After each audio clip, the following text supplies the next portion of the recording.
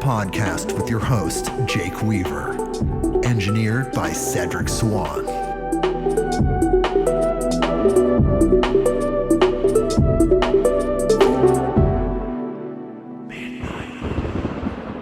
Hey, everybody.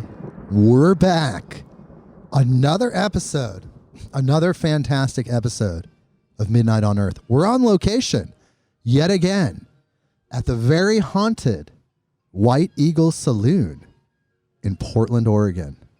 And you can Google this place and you'll know that there's plenty of ghosts here. And we're going to try to talk to those ghosts maybe later with our wonderful guest. Today, we have Janice Carey on. And Janice Carey is a world-class channeler, metaphysician, spirit medium, and so many other things. She's a flower essence practitioner. She's worked with hundreds of clients for almost 20 years, helping them connect with past loved ones, helping them connect with other angelic entities or just other astral entities that are on that person's side. We're going to let Janice tell you all about it. But first, I want to say a few things. Please go to our Instagram page at midnight_on_earth. At Midnight on Earth with the underscores in there, and just go follow us because you'll get episode drops, you'll get updates, you'll get everything that you need to know about this podcast as it happens. And I just want you to go be there. Come join us on Instagram. We're there. And of course, subscribe on Spotify. We're on all the platforms. And the biggest thing is tell a friend. Because we've had so many great guests on, just like Janice, who's another incredible great guest that's coming right here. We have these great guests. We want to get the word out. We want this information to go out to people. So the only way it gets out to people is if you tell people. I have a responsibility to get it out to people, sure. But I also need your help. And that's what I'm asking for, is your help. Help me spread the word, people. And now we're going to talk to the wonderful, wonderful woman that I'm here with, Janice Carey. Hello, Janice. Hello. I'm so blessed to be here with you. This is so amazing. And we met at the last episode for returning listeners. Excuse me. For returning listeners, Janice was with us as part of the Pagans of Portland meetup group that we were there. And I found Janice to be so fascinating and just so amazing that I knew that she had to be on an episode. I knew that it was coming. And if you were listening to the last episode, you know, we talked about how we were going to have an exorcist on this episode. Okay, look, he rescheduled. He's a busy guy. He's out there. His name's Bishop Cloud, James Cloud. He's out there exorcising demons. I don't know what he's doing. He's removing spirits from homes. He's a very busy guy. So he rescheduled. And so thankfully, the wonderful, wonderful Janice Carey was available. And I was ready to go with her right away after last week. And then here she is right now in our very next episode. So Janice, hello again. I'm so glad you're here. Hello. So I want to talk about everything that you do. I want to talk about everything you're about. And I want you to share with me some of your most amazing stories, your great stories about channeling. So let's just talk about channeling first. We're going to talk about so many things, but let's just talk about channeling first. So you're a channel. What does that mean to a person that has no idea what the word channel means outside, let's say, a television channel, or they know that it means to like focus on something, but clearly it's more than that. So what does channeling mean? Well, channeling is nothing more than telepathy. You can actually connect with people who are living as well as people who are crossed over. A lot of people have a special connection. You hear about a lot with twins. And that's just the short answer about So channeling. You're telepathically connecting with a being or a deceased loved one, some sort of individual energy. How do you differentiate that energy? How do you know what you're channeling, what you're interfacing with? They tell me their name. Other times, actually, there are a lot of times where when I'm channeling, the person I'm with sees the entities. They have that special gift of being able to, see ghosts or angels. Uh-huh. And so that's how I find out a lot of times who I'm channeling. But describe what you feel when you know that you're around a specific being that doesn't have a body that you can channel. Like, how do you know that's there? What do you feel? I feel energy. I feel tingling throughout my body.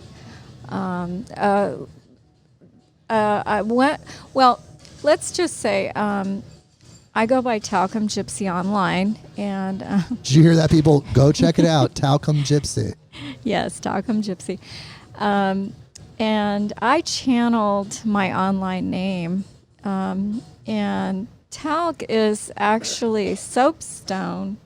It's been used for thousands of years. The Egyptians carved on it.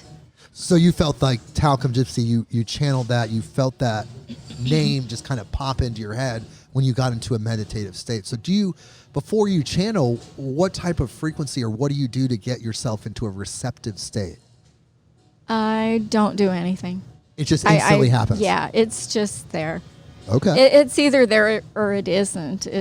And it normally is. Okay, so you go to these places. So let's walk through like a typical channeling scenario. So let's say somebody approaches you and they want to get some information from a deceased loved one. Okay, and then because you're creating that telepathic connection, you're in a sense channeling that information from the deceased, right? Is that a form of channeling? Okay, so then what do you do to get yourself into a receptive state? Somebody wants to talk to their deceased loved one. Is there like a method, or is there like a procedure or protocol that you do? No. You just open yourself up, or it just happens. Okay. There are times when I can't think of an example, but there might be times where someone's loved one may not come through, but I'll usually get a message anyway for them. It might not be their loved one, but usually they'll ask for a sign, and then they get a smile or laugh and nod their head. Yeah, that's them. So like, will an image pop into kind of like your mental, like your mind, like you'll get like a mental picture of a image that's somehow relative to the person that's there that's wanting the reading? Like, you'll get a picture of a butterfly and somehow the butterfly will have significance, or is it a word? Is it a sound? What does that how does that work? I'm not gifted with that generally. I do have images and see visions sometimes, but normally it's a word that comes to mind, or a sentence, or something like that. So you'll just feel like 57 Chevy or something, and then that'll have significance to the person. Yeah. Okay. And they'll be like, oh my God, my dad drove a 57 Chevy. Just something very significant and personal.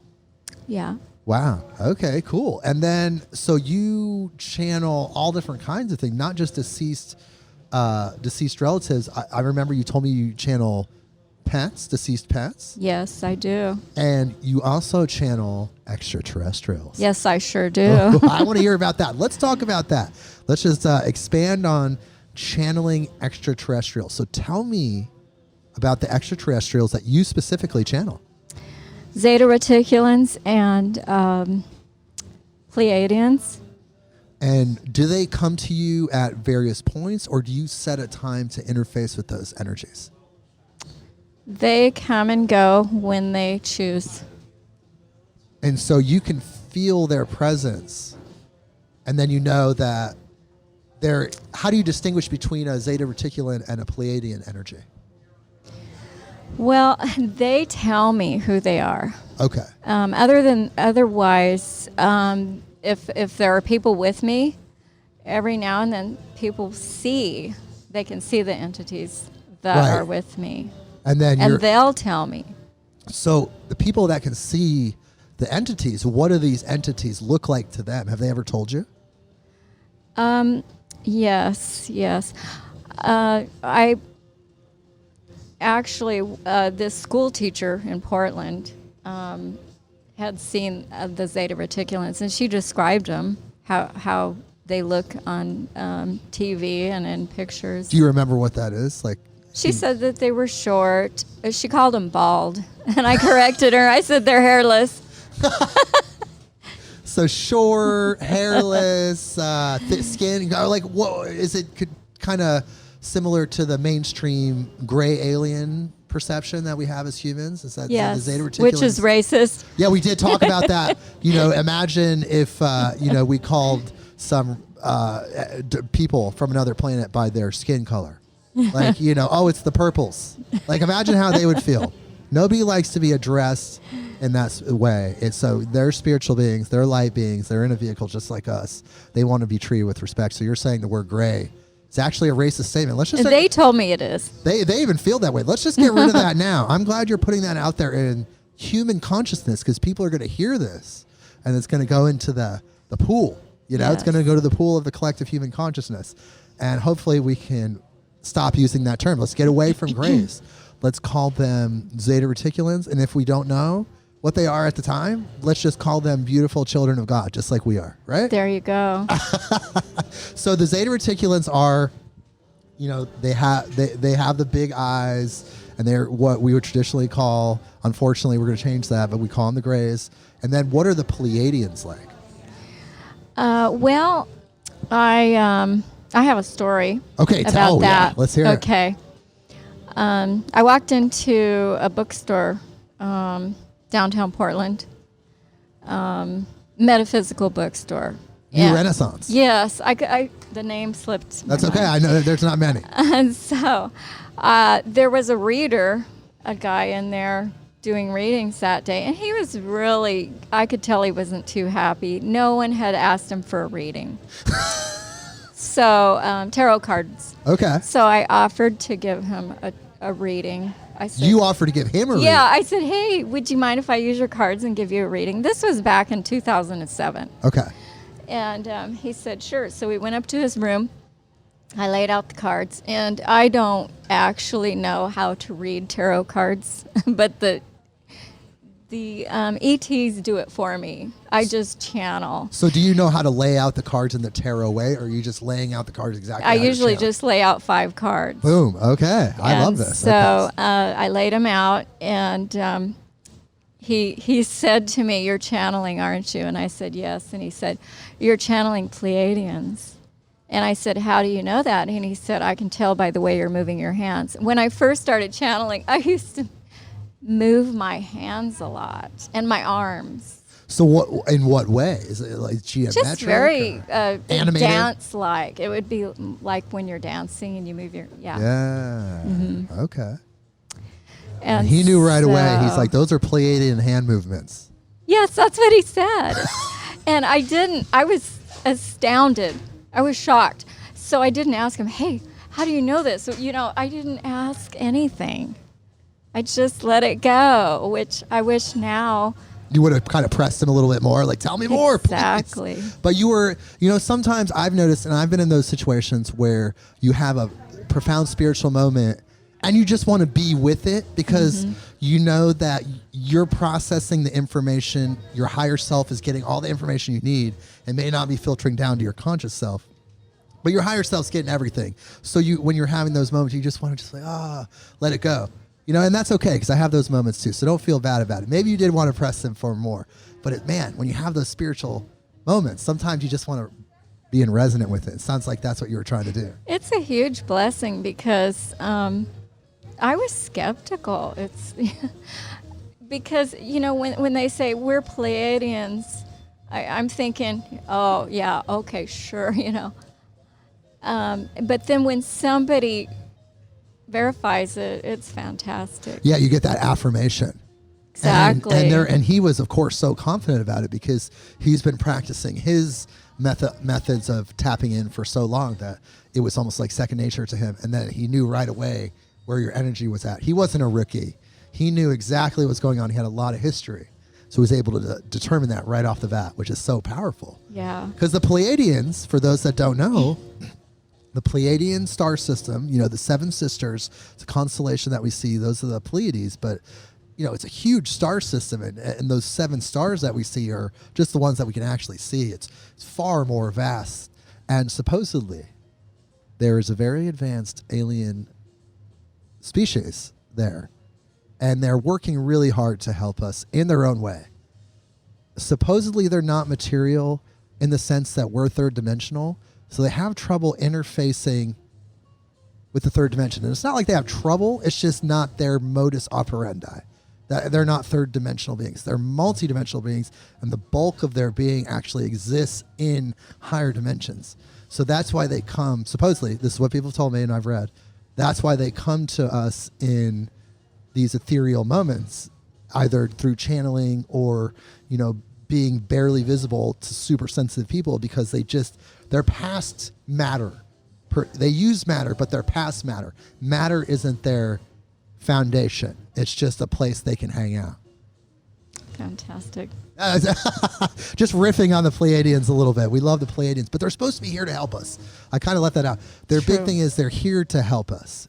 So we talk about these Pleiadians. So many people have channeled Pleiadians, and people have no contact with each other, completely independent situations. They're not being influenced by each other in any way, yet they're having these similar experiences with these Pleiadian entities. I hope and pray that the Pleiadians they're helping us because, maybe that's their role. Maybe they help other people too out there in the universe, not just the lovely humans. Maybe there's other species of Pleiadians are helping out at the same time. True. I believe that. And then, okay, getting back to Janice. Holy cow. We love the Pleiadians, but we also love Janice. So you're channeling extraterrestrials. What are some of the things that the extraterrestrials, either the Pleiadians or the Zeta Reticulans, what have they imparted to you that's really profound that you feel like people should know? Well, a lot of people want contact. And I've noticed... A lot of people want direct contact with aliens when they come to you. They want to have an experience, or not necessarily connected with me. They, in general, would like to have contact with ETs. I've met a lot of people that wish to have contact, but they're very bigoted in certain ways, and that's one of the ways you'll never have contact with ETs. If you don't like gay people, or you judge others, you're not going to be able to have that. And they're very concerned about the way gay people are treated on this planet, and they'll never show up here as long as we are killing and harming gay people. And, and that shows up all over the world. And unfortunately, we have this weird predilection, probably based on archaic religions, to punish people that don't fall into a certain paradigm.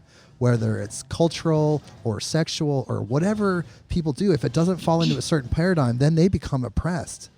And that's a lower frequency, that's a lower vibrational state. And these Zeta Reticulans, these Pleiadians, they're in a higher vibrational state. And if you want to interface with these guys, you want to go talk to these Pleiadians, these Zeta Reticulans, these angels, you got to raise your personal vibration, which means none of that lower frequency stuff can be a part of your being. Does that sound correct? Yes. They love us in the same way God does. Right. But they also want us to grow. They want us to do better. Yes, they do. And they're concerned about how we treat, like, it's funny because you see homosexuality in nature. There's homosexual animals, and in times past, we were never persecuted for that type of behavior. But religion created this stigma towards it, which is so shocking. I'm 30% Greek, okay? We were gay before it was gay. It was just normal everyday life, right? True. It was a huge part of Greek culture. So why we de-evolved to penalize gay people, I'll never know. Hopefully, we're going to get past it. We're going to get past it, though. Yes, hopefully. So what other things have they left you with besides wanting us to evolve? Like, what are some of the really interesting things they may have told you? Oh, I started channeling ETs in a three-way communication. It was Jesus, Pleiadians, Zeta Reticulans, and they said they were here for a planet-wide intervention, which a lot of people disagree with. But when animals are crying out for help and people are crying out for help, help will arrive. That's, Yeah, it seems like when you send out that energy, it creates kind of a vacuum, and you're putting out that help energy. The animals, the people help, and then the natural state of the universe is to respond to that help. And since the natural state of the universe is love, that's what's coming to help us is love. The Jesus, yes. The Zeta Reticulans, yes. Pleiadians, yes. It makes sense that they would be in coherence and kind of in a coalition to help save us. But tell me more about that. So you channeled Jesus, Pleiadians, and the Zeta Reticulans at the same time.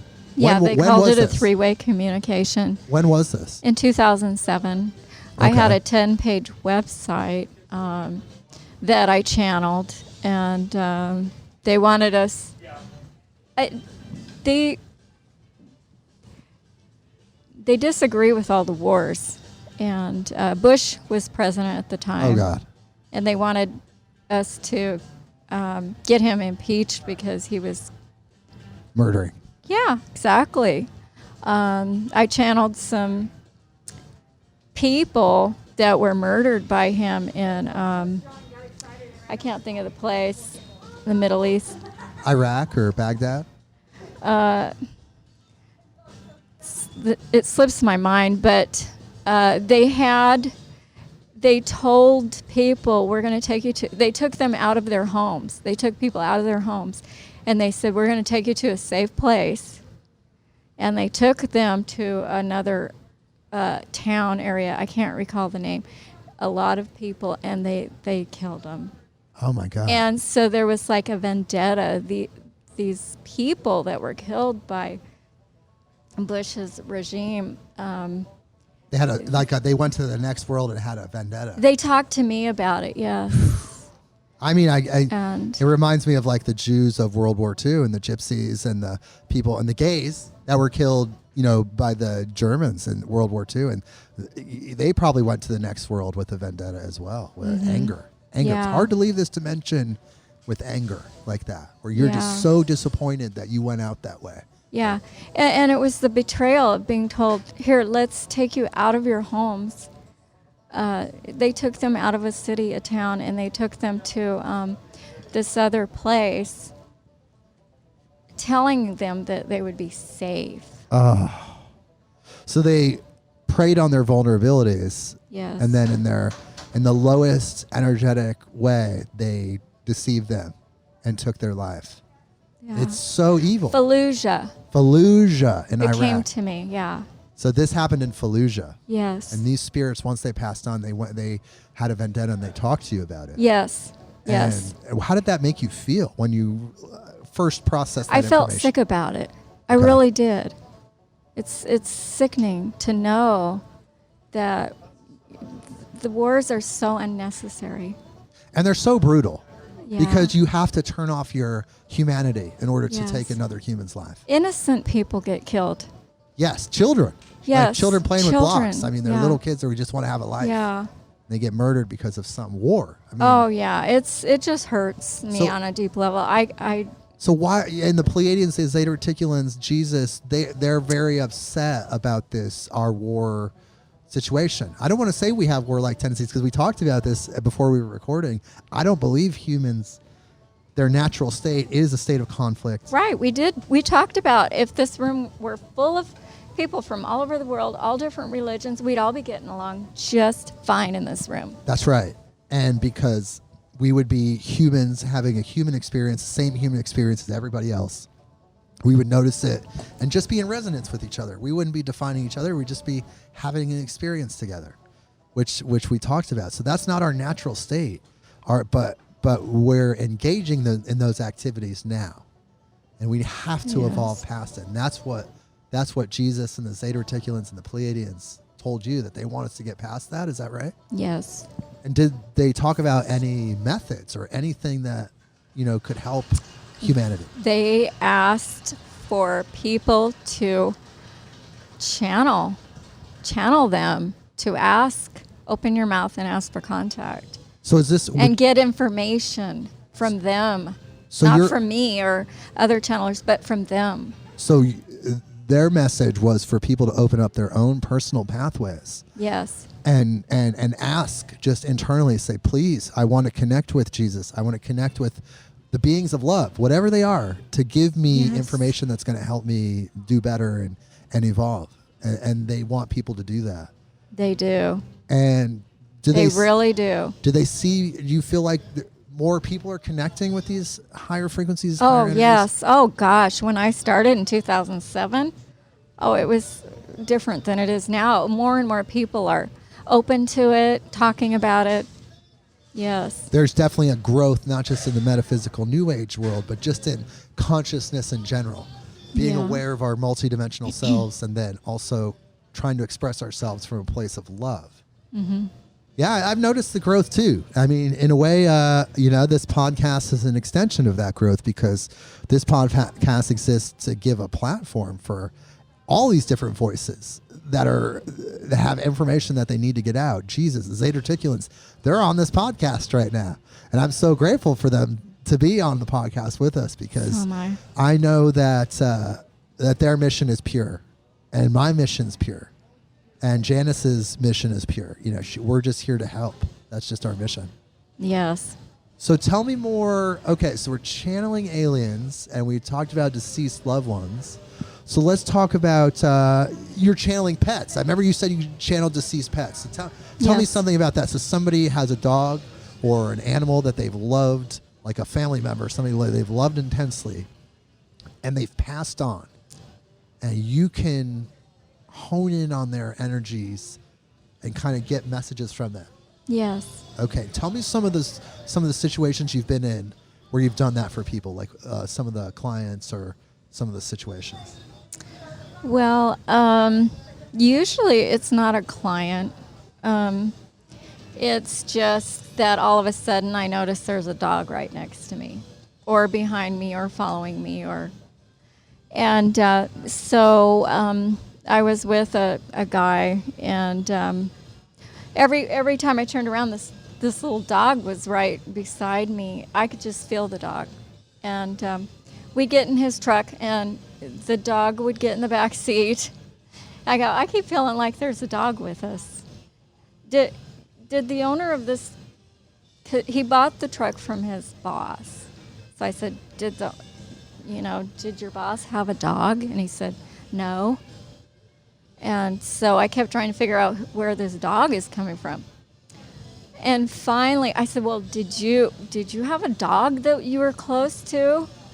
And he finally said that he had a dog that he never had to put in a fenced area. He could always leave him, to run free, because he was very well behaved and he knew his boundaries. And he greeted him every time he came home.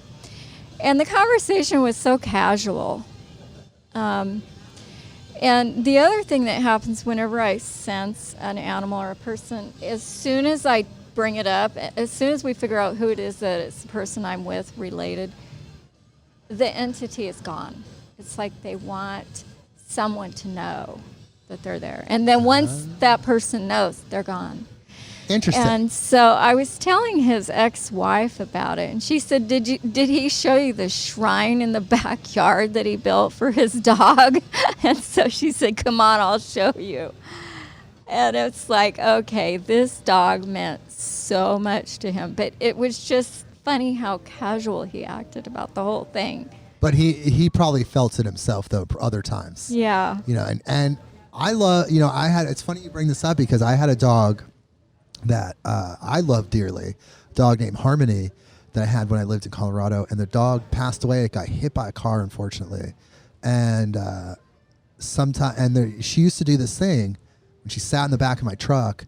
She would she had a special spot that she sat in, and then she would stand up sometimes and push against the back of my seat, and I would feel her pushing on my lower back, right? And she's been passed away now for 15 years, and sometimes I'll be sitting in my truck alone, and I'll feel that push on the back of my car, and I know that she's still with me, and it's so powerful. Exactly. And it's hard for people to understand, and that's okay because it's my personal experience. Yeah. But your animals are with you, the ones that you love, that you took care of. They're with you. They're beings just like us. I'm sorry they can't speak English. Yeah, I'm sorry they're light beings. I'm sorry they can't speak English. I'm sorry they can't get up and shake your hand. Well, some can, but they can't do the things that we do. But they're a complete spiritual being just like you. Would you agree with that statement? Yes, they are. Okay. Yeah, we love our pets. I mean, They're we love very animals. intelligent. And that's why it creates so much bad karma for people when they abuse animals. It just creates so much negative energy because a lot of people, I'm not even talking about the food industry, which, good Lord, we could go on and on and on about animal abuse. But just the people that own pets, they feel like, oh, it's this almost like an animated stuffed animal that they can abuse and hit and, whatever, yell at. But it's a light being in a different vehicle than you. But the light aspect, in a way, is equal to you, and they're processing all that information. And when you're treating an animal in a bad way, abusing it or whatever, you're going to reap the negative benefits. I wouldn't say benefits, but the negative repercussions of those actions because they're so powerful on themselves, the animals. And they have even in a way, animals have a spirit that's almost closer to God. Yeah. Because they're living in instinct and resonance, with nature, in that instinct. So. There you go. It's so true. So tell me about more of the things that you do. So you do tarot readings. Yes, I channel that though. You like you said, when you do tarot readings, you don't use any specific methodology. No. You lay the cards out as you feel they should be laid out. But then, when you're defining the cards, do you use traditional tarot methods like the books that tell you what this means if it's this certain way? No, here's what happened in 2007 when I started channeling. I've been channeling since the late 90s, but very spotty. It was more, it was, okay. So in 2007, I was doing it a lot and pretty steady. So the ETs told me to go to the bookstore and buy some tarot cards. And then they told me to throw the book away. And then they told me to get a table at Body, Mind, and Spirit Expo. And I did. And they told me exactly how to set the table up and lay out the cards. And every reading I gave about 30 readings the first day, and they channeled it. And some people would say, "Are you channeling?" I can tell. Right. But if they asked me what the card meant, I would tell them. But I did not know what any of the cards meant. So essentially, you lay out the cards based on what you were channeling or what you're being told to lay out, how they were coming out. And then when someone would ask you to define the card, you would then just off the cuff, like intuitively, give them an explanation. One woman asked what the devil meant, and I told her it was her ego. Oh my God. And how did she process that? Well, she was glad because I couldn't see the card very well. I had bought these Celtic tarot cards, okay. and I couldn't see it. And she said, "What is that card? What is that?" She could see that it was the devil, and I couldn't. I said, "That's you." Oh my God. And she said, "Why is that me?" And I said, "It's your ego." So the ego is can be your best friend and your worst enemy, right? It's just here to keep us alive, basically. Right. To keep us from stepping out in front of a car. Right.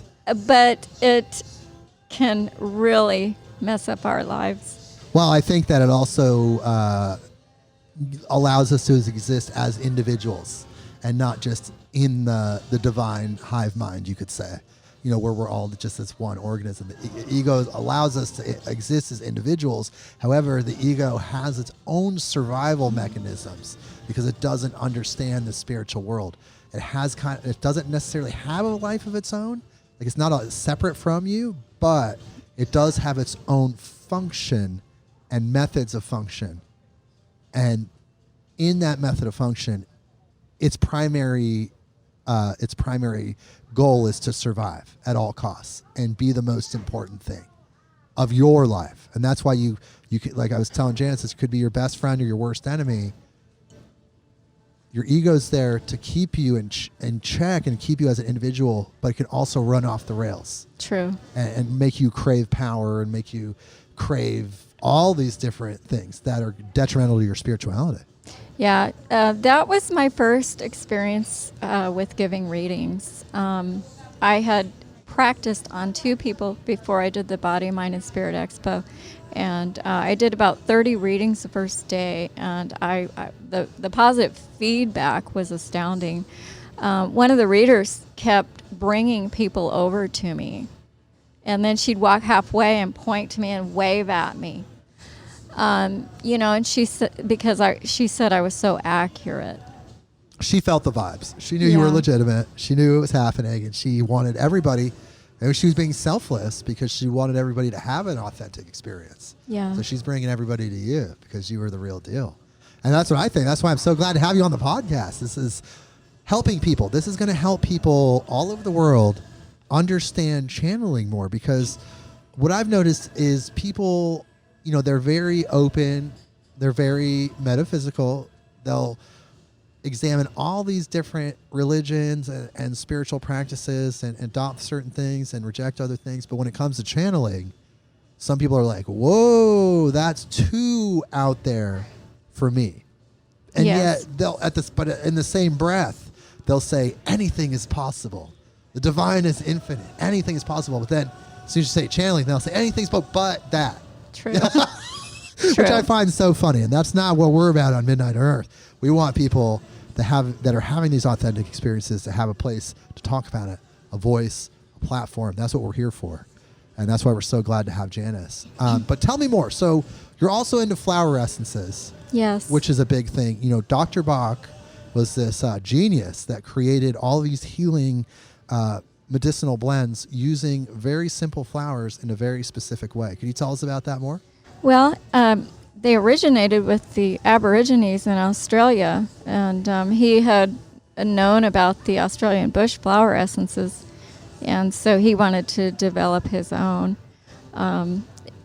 So you can still get the Australian bush flower essences. They're harder to come by in this country. Well, how that happened is I started channeling Saint Germain, and he's all about alchemy, and flower essences is alchemy. Okay, we had a whole episode on alchemy with Jason Scott, alchemy and spagyrics. Yeah. We might have even talked about Saint Germain, but tell me more. So he was an alchemist, very into flower essences. Yes. And the flower essences, you can make your own. It's very easy to do. You just take a bowl of water, a glass clear bowl, and you put the flowers in it, and you put a screen over it because you don't want any bugs in the water, because you'll have the bug essence too. So, and you put it in the sun for 2 hours, 2 to 4 hours, or moonlight too, if you'd like. And then if you want it to have a shelf life without having to be refrigerated, you just add 20% alcohol, like vodka, to the water. Okay. So that's how easy it is to make flower essences. And they're so healing. And you help distribute some of the Dr. Bach stuff. Is that one of the things you do in life? Yes.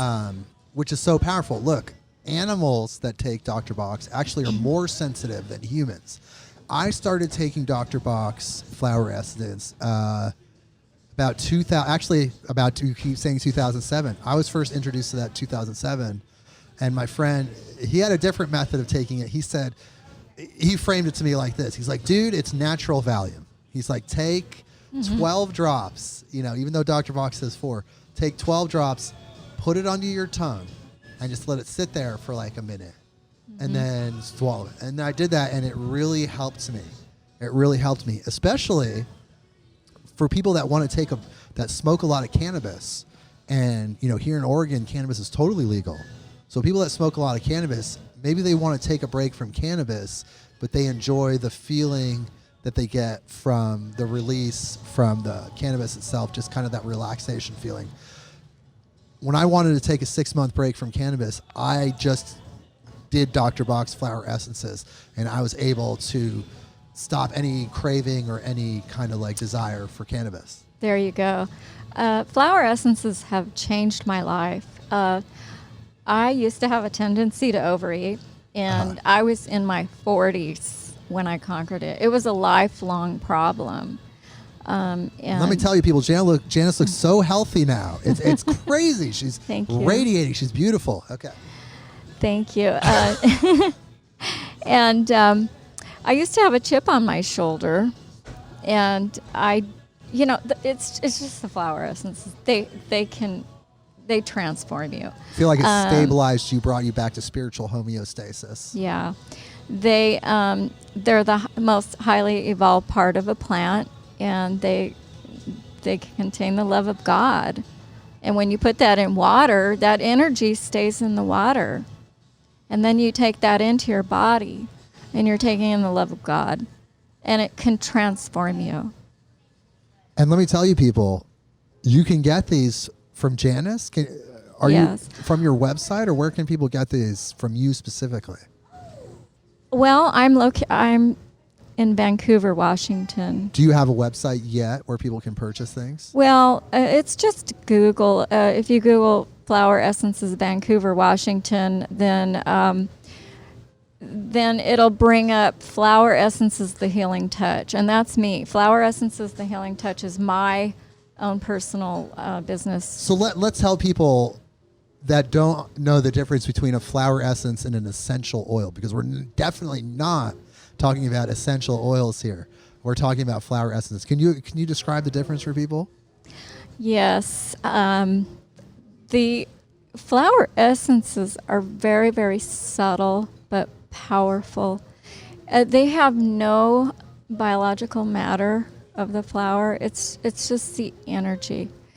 Now, essential oils are very highly concentrated, and they're very, very powerful. And if you don't dilute them or use them with a carrier oil, you can burn yourself or get sick from them. So they're very, very different, but they all have a purpose. And you can get essential oils from me. Well, you can get herbals, but my main thing is I'm into flower essences. Right, there's so many people that we talked about this earlier with the MLM, the multi-level marketing, and they're pushing essential oils on social media. That's not what you're about at all, not even close. No, and we want to make sure that people understand that, because what we're talking about is something deeply spiritual and healing, which is the flower essences. And the essential oils are positive too. Unfortunately, there's a stigma around it right now because so many people decided to start being entrepreneurial with the essential oils. Yes. But that's not where we're at all. No. Matter of fact, you can go into a health food store and they'll have a display of all 38 of the Dr. Bach flower essences. And if you bought all of them, it would be a 3-4 ounce bottle for about sometimes $16. And it's about the size of my pinky, but it's a dropper bottle and it lasts a long time. And so if you bought all 38, well, you do the math. But I have one called Multiflower, and the 2-ounce bottle contains, let's see, that bottle that I described at Whole Foods is a 0.34 ounce. It's actually not 1 point.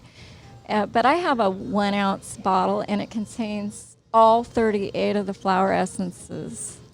And it's just, it's Does it seem like the price is a lot different. It's like $13 for the 1 ounce bottle. Right, but it does contain all 38 of those It flowers at contains once. And you take all that, 38. you're probably going to have an incredible experience. Yes. Especially if you're energy sensitive, right? If you're energy sensitive, it's going to affect you True. more than the average person, you would say. And I also have Rescue Remedy with the 5 flower essences that's for stress and anxiety. And I highly recommend that for parents. If you have children, Rescue Remedy for stress and anxiety. You know, your kids are flipping out. They're having a tantrum. This isn't a drug. We're not telling you to sedate your kids, but it is okay to put some Dr. Vox Rescue Remedy in water, give it to your kids. 10 minutes later, they're normal. You cannot OD on flower essences. No, not even close. And they make Rescue Remedy for kids. That's alcohol free. I've and seen for it. pets. And for pets. You can put it in especially during the 4th of July when animals are terrified. Oh, God. You can put it in their water dish. Yeah, it's probably best to give them as much Rescue Remedy as possible prior to 4th of July. Get them all nice and sedated. True. And then, we'll see if they can make it through. But, man, so much cool stuff to talk to you about. So there's the tarot, the channeling, flower essences. What else is there about you that you want people to know? Like, what else do you bring to the table spiritually? And I remember we talked about witchcraft last episode that you're into. How does witchcraft and how does that mesh with channeling and the other aspects of your life? Well, as far as witchcraft goes, people want me to define it. And a simple way for me is I use a pendulum. That's my magic. And my potion is my flower essences. So it's real simple. Right. And the pendulum, you project energy into it, ask for things, or how does it work for you as a tool? The energy moves it. It's not my energy. Well, it can be my energy. So you have to be careful with that. So you ask it a question, it moves a certain Yes. way, and then you can interpret that movement to mean something. Yes. Okay. Yeah, I use it for choosing. Well, for example, if somebody comes to me and wants a flower essence or an herbal, I use a pendulum to pick which one that would work best for them. Yes. So it has not. I don't do it. I don't judge what they need to be using. I just use my pendulum. So. And you let the spirits tell you. Yes. And you're just kind of using that tool as an interface with higher energies. In a way, you don't know what is moving the pendulum, right? Is it you, your mind? Yeah. It can be a combination. Person? Could be the person's guardian angels. Like, it could be all these different things. Yeah. We don't know what move, but it's a functionality. It's a method that works. Yes. And that's your magic. So how does that work with like? Do you see it as independent from your channeling? Like when you're channeling extraterrestrials or people like Jesus, or Buddha. I don't know if you've ever channeled Buddha, but how does that something separate from the witchcraft, or does that somehow intersect? What do you think about that? It intersects. I chant. I practice Buddhism by chanting. Okay. And so essentially, you're combining all these different sciences and different methods into your own personal way of operating, right? Like, so you have a little bit of witchcraft, a little bit of Buddhism, a little bit of Christianity, a little bit of all native cultures, Australian, right? We're talking about Aboriginals, and you're putting this all together in your own personal spirituality, creating your own personal relationship with the divine. Is that true? Yes. Uh-huh. And would you recommend that method for other people? Do you think that's a more authentic method to connect with the divine? Yes, I do. I think so too. And why do you think that is? Is it because it honors everyone around the earth? It gives everybody a chance to have a say in how things are. Yes, and there are certain methods that work with that people are better at, and it's gifts. It's spiritual gifts. Some people can see entities. Some people have a photographic memory, and some people can hear. It's clairaudient, clairsentient. Right, they hear Yeah. voices. Yeah, and and and, so- and they're able to interpret it. I forget the audio clairvoyance, I think is what you were getting at. Clairvoyance, yeah. Can't remember the right term for just audio. I yeah, so There's just so much. there's so much, and I'm no expert. I just know what works for me. Right. Well, the thing That's is what that I know. I don't think anybody can be an expert. And if they tell you they're an expert, I wouldn't trust them, actually. True. But I think what you're doing is being authentic, and you're actually living it, which is different than people that claim they're experts. Yeah, it's You're- my baby. Right. You're actually, this is your service, but you're actually engaged in the action. Where people talk about it, they claim to be experts, but you're actually doing it, you're engaged in the action. So in a Yeah. way, you're way more authentic, right, than somebody that's studied it, per se. I would say so.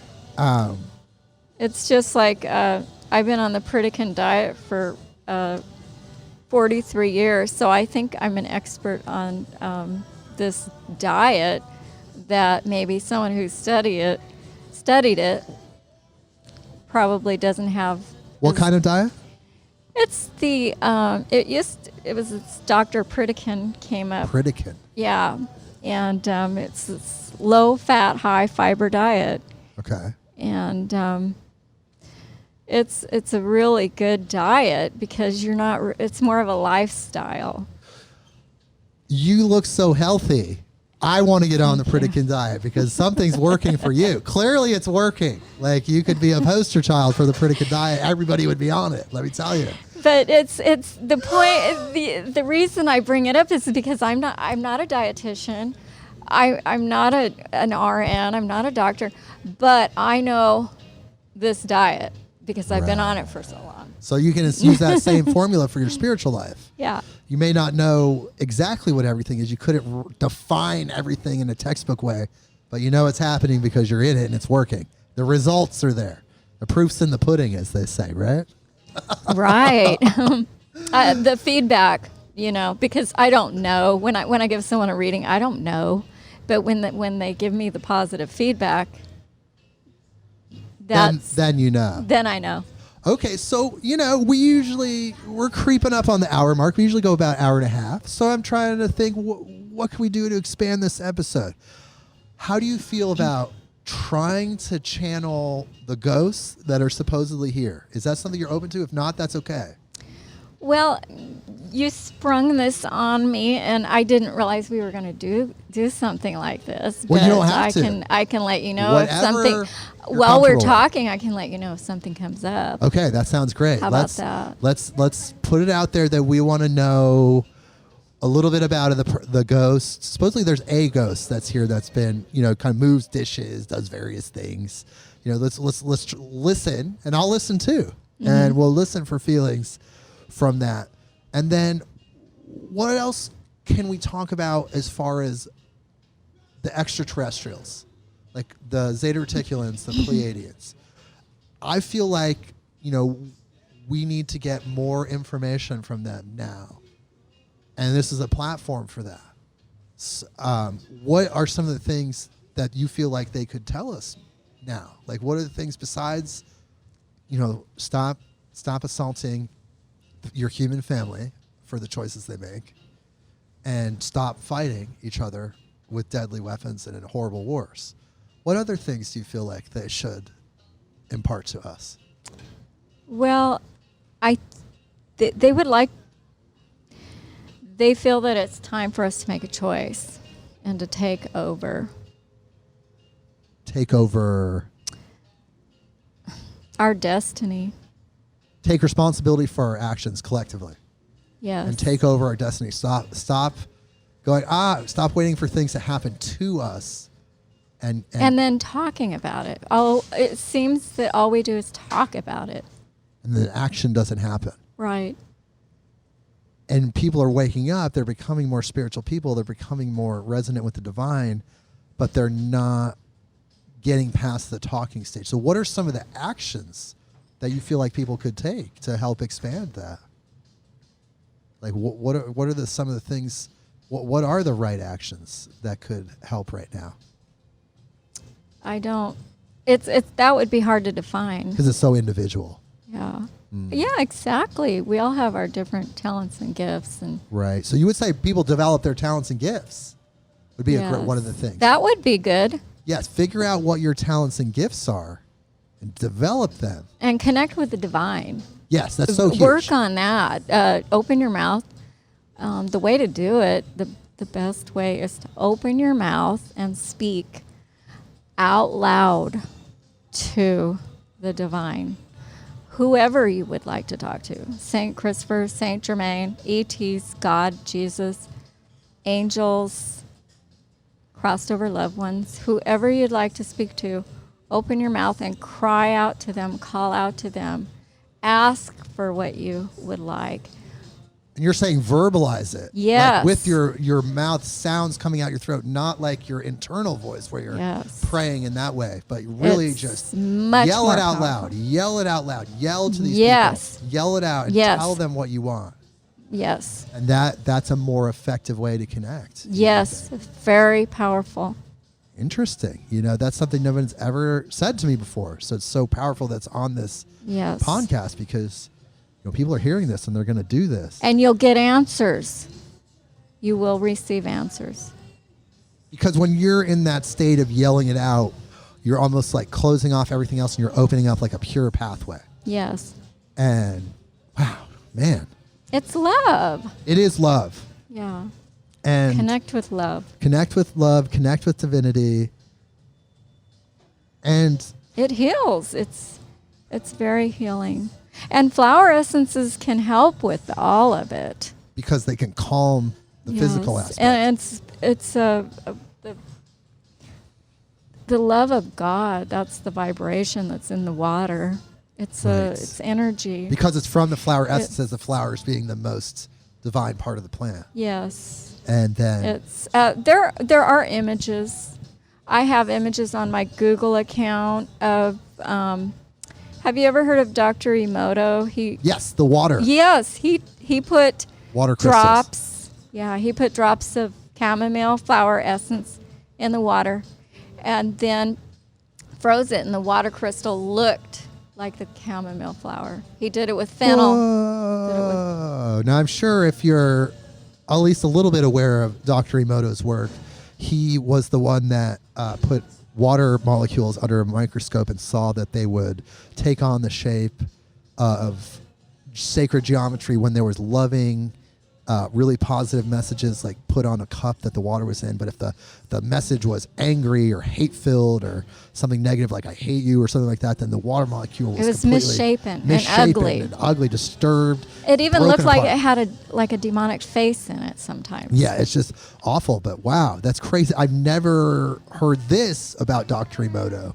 It's with the on my flower webs. essences. It's on my my blog, Okay. and it's on my Google account. Okay. One thing I want to talk about, since we're talking about channeling, I want to talk about channeling angels. Because angels right now are such a huge part of the metaphysical community. And there's some people that actually feel like that some of the metaphysical New Age people are actually angel worshipers. And where the angels themselves never want to be worshipped. They want you to funnel that energy, focus that energy on source. But tell me about your personal experiences with angels. As far as worship, what my angels say to me is, kneel and bow to us as we now kneel and bow to you.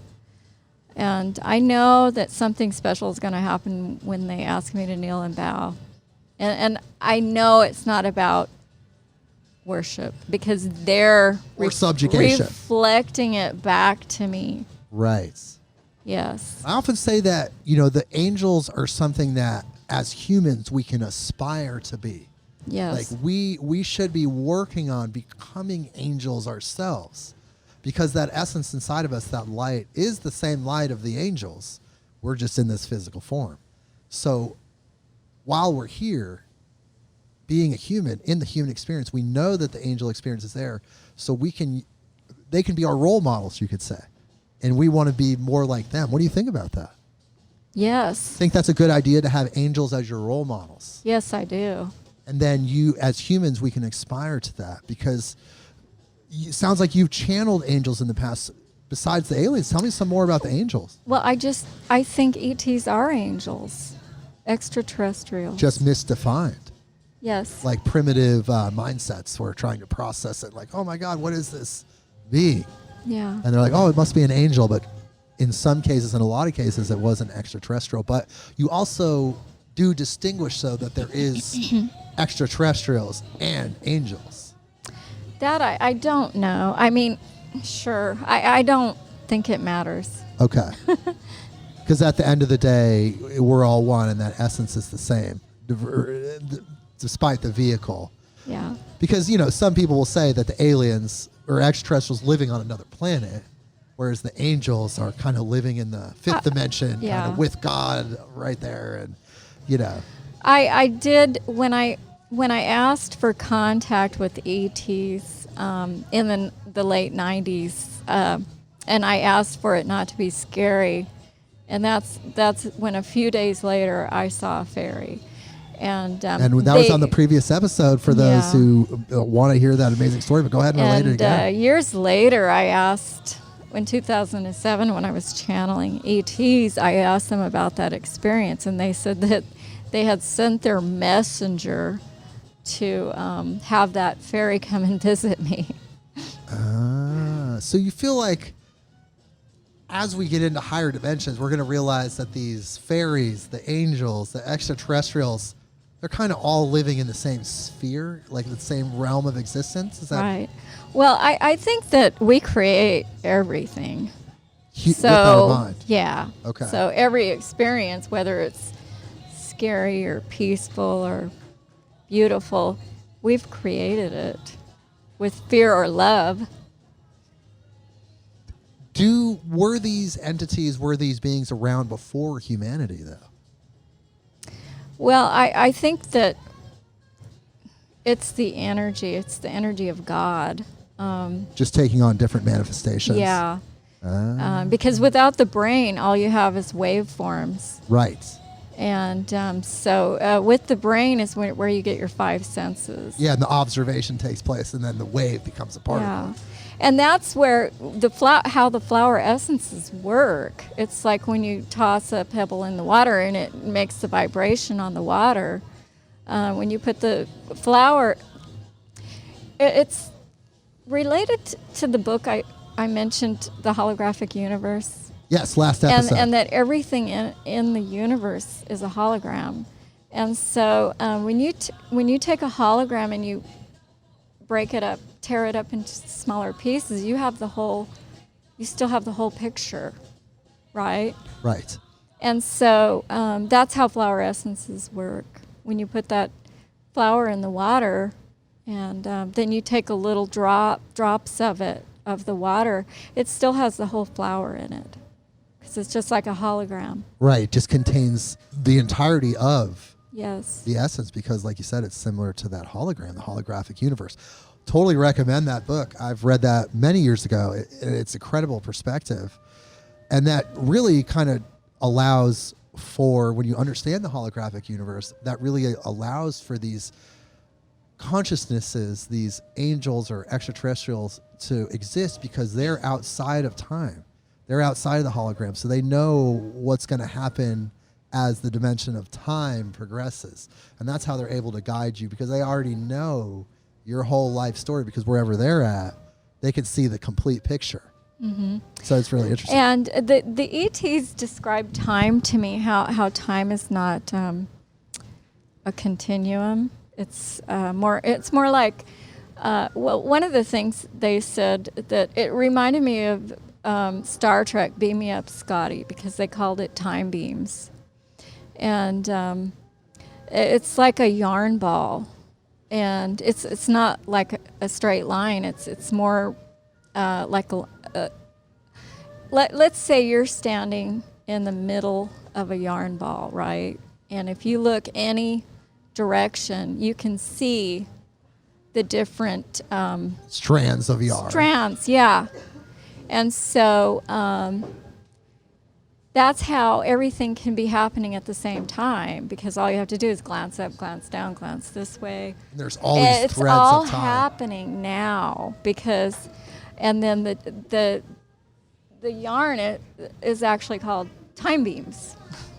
So interesting. Yeah, if let's say if you could see through the threads, it wasn't like solid, like.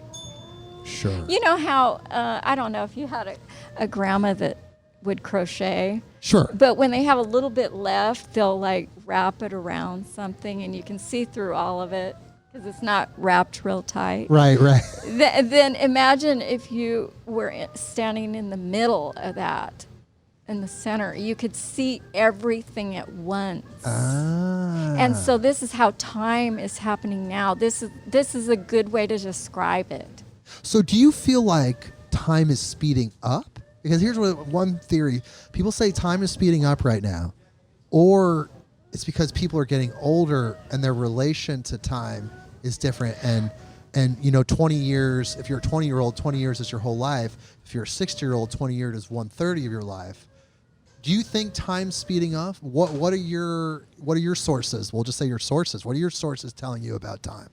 Well, I don't know about my sources, but what you said does make sense. But you know what? Young people notice it too. That's the thing I've been noticing. Everyone notices that time is speeding up. So what does that mean? If time's speeding up, is it because the movement of information is sped up and then information and time are linked? So the faster the information moves around with the internet and everything, then time moves around that much faster? I really don't know. I just know that I've had experiences where I'll look at the clock and it's midnight, and then next time I look, it's 3 a.m. and I don't know where all those 3 hours went. I've had that happen. Okay. So, I think that you can experience glitches. My daughter left her yoga class that she was teaching and she Googled Whole Foods, drove to it in Portland, and it was the neatest Whole Foods she's ever been in. It had the nicest clothes in there, and she wanted to go back, and she's never been able to find it since. And I said, that's a glitch. Glitch in the matrix. The store probably is going to open in a couple of years. Who knows? And there was one time, you can get outside time. One time I was waiting in a bank line, and when I got to the teller, I thought that like about 15 minutes had passed. Somehow, I guess I must have went into a meditative state or something. Literally an hour and 15 minutes had passed. That's what I'm talking about. And I was like, what the, I didn't understand how that was even possible. Because I was like, how could an hour and 15 minutes pass when it felt like, where'd that hour go? Somehow I experienced it, but somehow I was outside of time. Yes. It's really interesting. It's amazing. It's so cool. I love that kind of stuff. So, okay, here's some interesting questions. So you're in touch with these wonderful beings. What do they say about the future of our world? Where are we going? From your perspective and from the people you're in contact with, the entities, where are they telling you about humanity and where the human race is going? They're not discussing that with me at this time. Why is that, do you think? I suspect that we didn't, back in 2007 when I was doing all this channeling, we didn't jump on board. We didn't want to do anything about anything. And so I have no idea what's happening now. Some people feel like it's a new timeline, like a timeline that's unpredictable, completely chaotic. It's somewhere we've never been before. And some people think we're just doing it all over again. We're going to do it one more time, whatever that is. Yeah. You don't have any insight or anything about the future at this moment?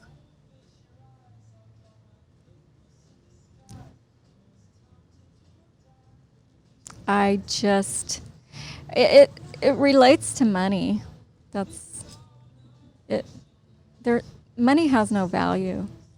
Right. It's just created out of thin air. Do you think we're going to get past the money system? Is that part of the future of humanity? Yes.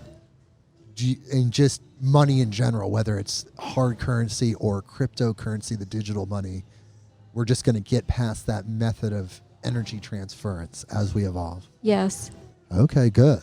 Because it really is it does serve a purpose, but you have to be a pretty spiritually evolved person to use money in a neutral way or even in a good way. Most people use money in an egotistical way, for some form of gratification. So I call it money hoarding. Yeah, money hoarding, and then also material hoarding, because you're using the money to just buy these plastic things or the items, and you're not using them as an effective tool. They're just somehow a status symbol for you. It's really, for a person, it's really interesting how that works. So we're going to get past money, but from your intuition, I mean, my intuition tells me that we're going to get to a place where humanity is united. Do you feel the same way, or do you feel something different? I believe we're going to find home. Home, the comfort of home. Right. And we're going to get back to that. The Garden of Eden almost, you would say. But with the technology, right? With all the high technology. And can I have some of that? Thank you. The high technology and all the different things that we love as humans, and also the spirituality. There you go. That's what I think too. I mean, technology, we love it. We do. We just love it. I love it. I'm not against it. I mean, because it seems like it comes from inspiration, right? And when you're opening up and you're asking for God, asking for something from God, some new information that's going to help you change something, like change the world, engineering breakthrough or something, then it comes from God. It's inspiration. How you use it can go, light or dark or neutral, gray.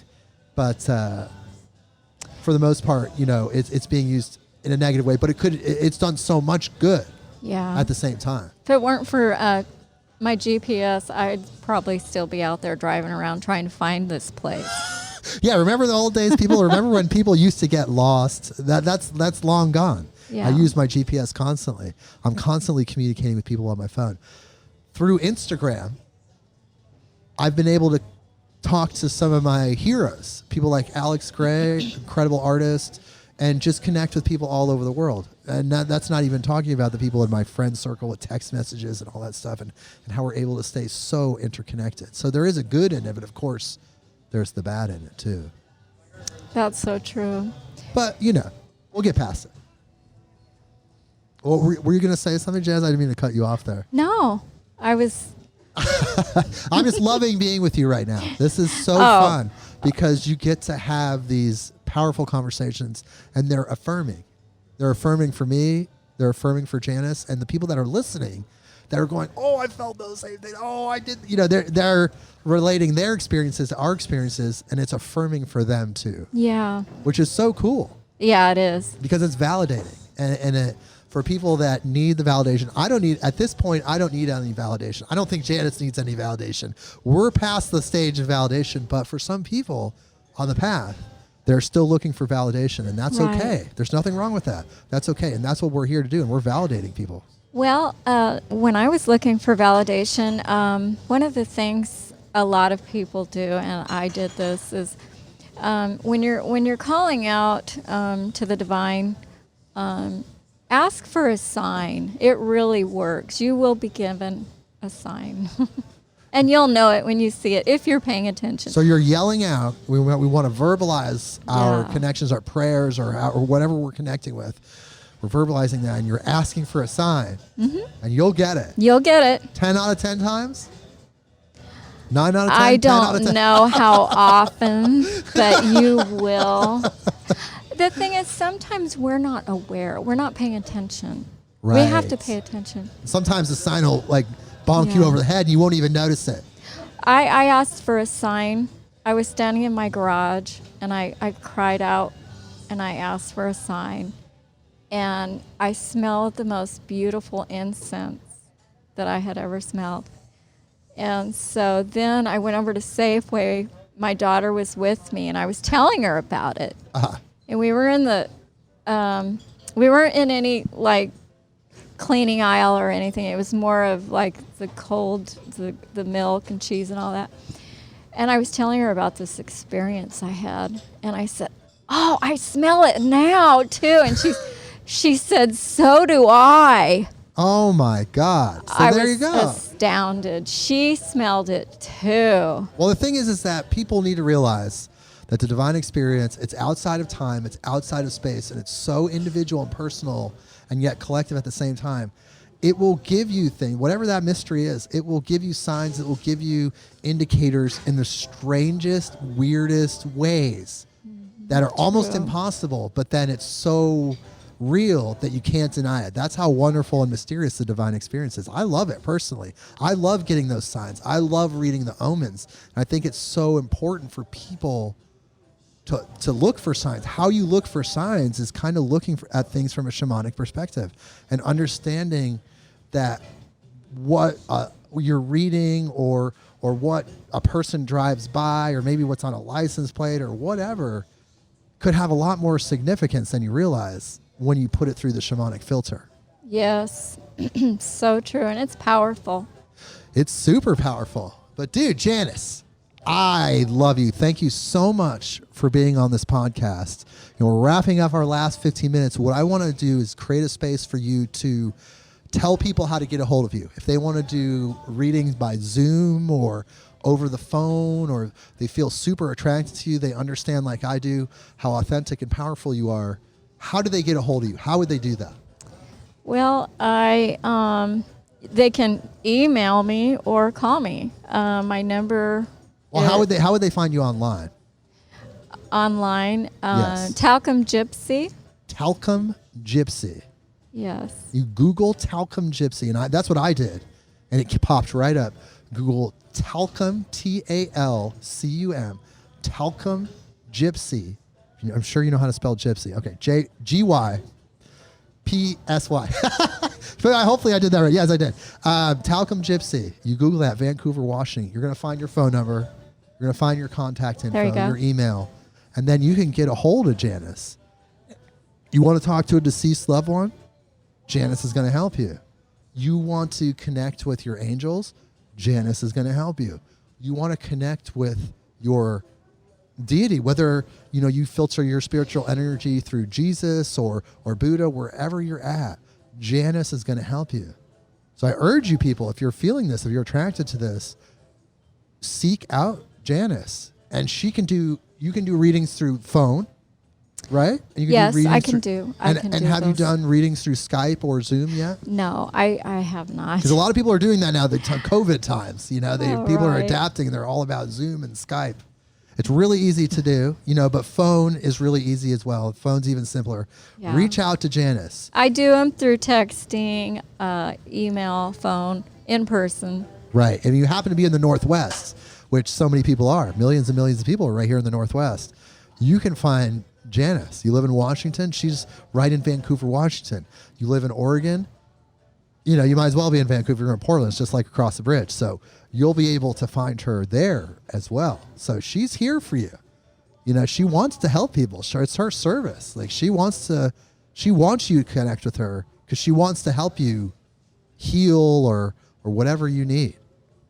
Yes, and I normally tell people if they're interested in flower essences and if they feel they can't afford them, then I can help them out too. I've given away a lot of flower essences. Because it's Janice's service. She understands how healing the flower essences are. She just wants you to experience it. She wants you to experience. I felt the same way about iodine. When I started my iodine therapy, I was giving out iodine bottles to everybody I knew, liquid iodine, and then later when I found the higher potency iodine, I was giving that out to everybody because when you feel like you healed and you're a compassionate person, maybe you're even a bodhisattva, you're gonna want to heal people too. You just want to get that message out. You just want people to understand. You want people to heal because it's the goal of humanity is for all of us to heal, and that's how we're going to get to that conflict-free, beautiful world is if we're all healed and we're all healing each other. Yes, healing. Well, all right. Well, I guess at this point we're just going to say, is there anything else? This is your platform. This is your episode. Janice Carey, is there anything else you want to leave people with before we sign off here? Well, I don't have a lot to say. I just would like everyone to know we're just working on having a new home here on planet Earth. A new, wonderful, better home. Right. And what can people do to help manifest that? Help each other. Love each other. Love each other. That's yes. such a good thing. Gosh, that's one of my favorite things Jesus ever said. You could Yes. strip away everything else from Christianity. And if everybody just followed that one thing, I promise you, doesn't matter what religion you are, doesn't matter where you fall in your spiritual practices, you're going to be doing a good thing if you just love each other. Right? Yes, that's exactly right. If there's one thing that my ETs, excuse me, the ETs, angels, Saint Germain, God, Jesus, whoever comes through to me, if there's one thing that they say to me daily, just love others. That's it. 3 words every day. Just love others. Wow. So I'm working on it. I'm working on it too, but I feel like once you get in the love frequency, once you fall in love with love, it's like a steamroll effect that's never going to stop. Once you love, it's like a feedback loop and it just keeps growing and growing and growing. And you really, all of us need to really focus on having a genuine love for all humanity. If we can have a genuine love for all humanity, man, just imagine where this world's going to go. It's going to go in an incredible place. Fantastic. Well, thank you so much, Janice. And on Thank that you. note, Thank I'm going you to hit so the much. outro music, and we'll see you all next time. Midnight on Earth.